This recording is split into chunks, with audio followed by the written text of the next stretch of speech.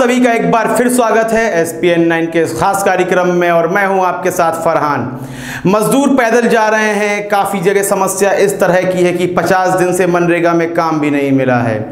2 महीने इस लॉकडाउन को बीत चुके हैं और काम नहीं होगा, पैसा नहीं होगा तो राशन कहां से आएगा, आजीविका को कैसे चलाया जाएगा, यह एक बड़ा सवाल है। आखिर मजदूर ऐसी सजा क्यों पा रहे हैं? आखिर ये जो किसान है इस तरह की सजा क्यों पा रहे हैं? क्या कारण है इसमें सरकार की गलती है या इन मजदूरों और किसानों की गलती है? यदि मेरी व्यक्तिगत राय आप जानना चाहेंगे, सरकार तो गलत होती है जब देश में कुछ गलत हो रहा होता है, लेकिन कहीं ना कहीं सरकार से ज्यादा इन मजदूरों की गलती है। आपको याद होगा 2014 का समय, सरकार लगातार विकास के वादे कर रही थी, बड़े बड़े नारे लगाए जा रहे थे।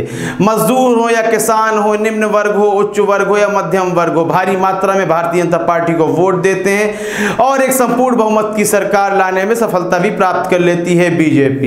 2014 से 2019 का वक्त गुजर जाता है, लेकिन विकास का कोई एक बूंद भी दिखाई नहीं देती है।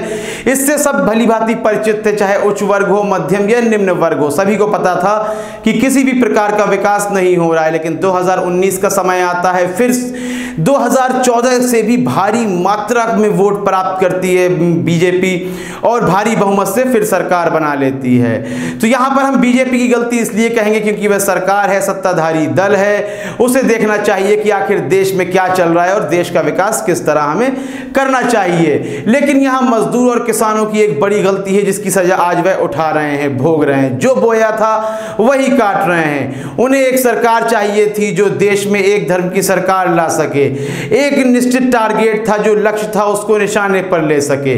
तो उसको फिर से 2019 में वोट दिया जाता है, भारी बहुमत से उसे विजयी बनाया जाता है। जब आपने उन्हें विजयी बना ही दिया है तो आखिर रोना किस बात का? या तो आपको एक धार्मिक सरकार मिलेगी या फिर एक विकास करती हुई सरकार मिलेगी। आपने 2 विकल्पों में धर्म चुना है और विकास नहीं चुना है। तो आपको धार्मिक जो फायदे हैं, जो लाभ हैं, मानसिक खुशी है, वह आपको प्राप्त हो रही है, लेकिन विकास की बात करें तो वह आपको प्राप्त नहीं होगा। विकल्प एक ही मिलेगा, सरकार एक ही है। तो यहां पर जो मजदूरों के साथ हो रहा है, ग्रामीणों के साथ हो रहा है, प्रवासी मजदूरों के साथ हो रहा है, उसकी हम निंदा करते हैं और हमें वाकई में बुरा भी लग रहा है कि आखिर उनके साथ ऐसा क्यों हो रहा है। लेकिन इसका यदि दूसरा पक्ष देखा जाए तो यह रास्ता उन्होंने खुद चुना है, यह राह उन्होंने खुद चुनी है। उन्हें एक धर्म से लिप्त सरकार चाहिए थी, वह बिल्कुल प्राप्त हो चुकी है। धारा 370 हटाना था, वह हट चुका है। अब किस बात की रोटी और किस बात का राशन? जो वादा किया था सरकार ने वह पूरा कर रही है। आपको एक विकल्प मिलने वाला था, धर्म या विकास, आपको धर्म प्राप्त हो चुका है। इसलिए विकास के लिए रोना क्यों? यदि आप सड़कों पर मर जाते हैं तो आप शहीद कहलाएंगे, भारतीय जनता पार्टी के वोटर कहलाएंगे।